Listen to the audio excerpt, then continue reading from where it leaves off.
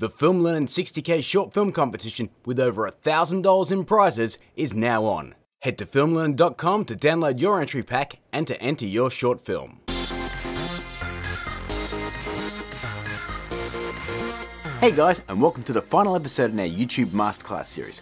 I thought I'd conclude this series by talking about something that is quite relevant, especially after 4 episodes of tips on succeeding on this platform. What about the exceptions? Those people who follow none of these tips but still manage to rack up loads of subs and views. This is something that was actually brought up when I was at the YouTube space in Sydney. We went through the YouTube playbook of what you need to do to succeed and grow. And someone asked, well, what about this channel? And they didn't have an answer. Take a channel like our audio example in episode 3, Comedy Shorts Gamer. If you take a look at his channel, his thumbnails are, well, awful. Every title is in caps, and his audio quality is so bad due to him shouting in every single video, and his production value is non-existent. There's no real lighting setup, it's just him in a bedroom. Yet in spite of all of that, he has 8.5 million subscribers, and his videos at a bare minimum crack over 750,000 views. Now, I can't explain that, but then again, I'm not his demographic. He clearly has a fan base that doesn't care about those things, and that's important. But that's just one example. There are countless channels that are wildly successful that don't embrace even one of the tips I've talked about in this series, and they are the exceptions. But one thing you may find with these channels is there is a factor that helps them succeed. In Comedy Shorts Gamer's case, his brother was also a successful YouTuber before him, and that had to help. With Jake and Logan Paul, they came from Vine with an already established fan base. But there's also an X factor that I brought up in this talk at the YouTube space. Chance. Chance is a mysterious thing on YouTube. For example, I made over 50 episodes of Film Learnin and it was just chugging along with okay views, and then my reverse flash effect blew up, and this was just a case of right video at the right time.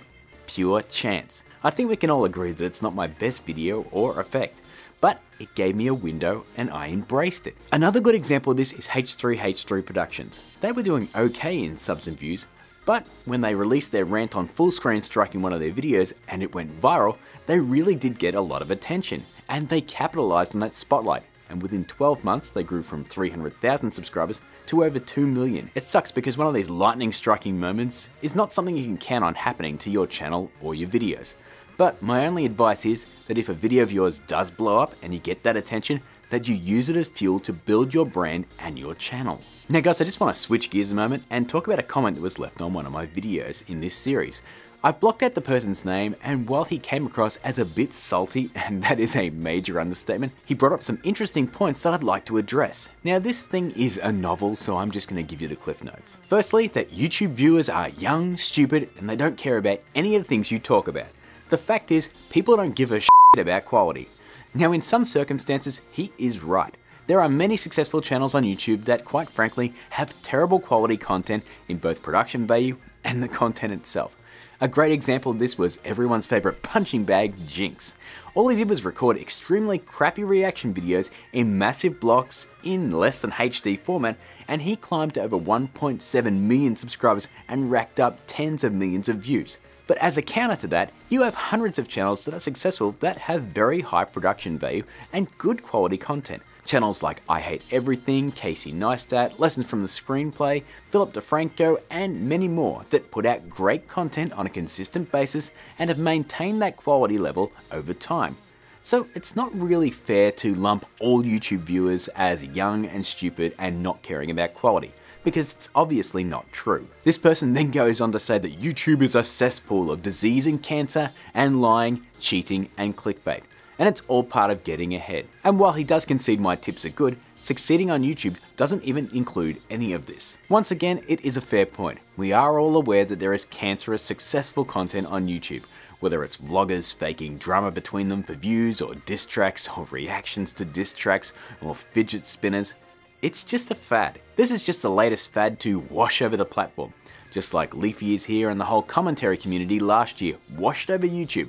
This is something that will come and go. And the next fad beyond this will replace that. There is over 1 billion people on YouTube, so you are going to get people that jump on any bandwagon and exploit it for their own gain, using clickbait and stealing ideas or even content. But my point is, that isn't everyone. As I said before, there are loads of channels and people out there that succeed in spite of caring about their audience and caring about the quality of content they produce.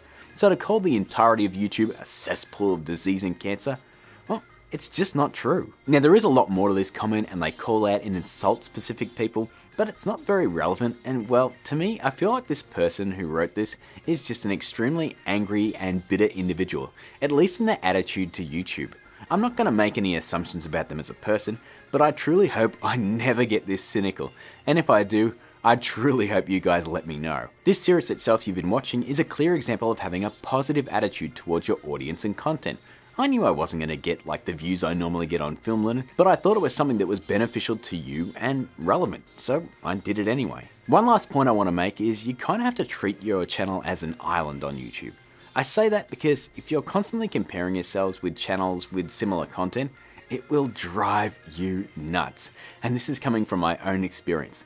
Take my channel for example. I've made over 300 videos over several years and I'm sitting on 66,000 subscribers. If we have a look at that on its own, it's pretty admirable.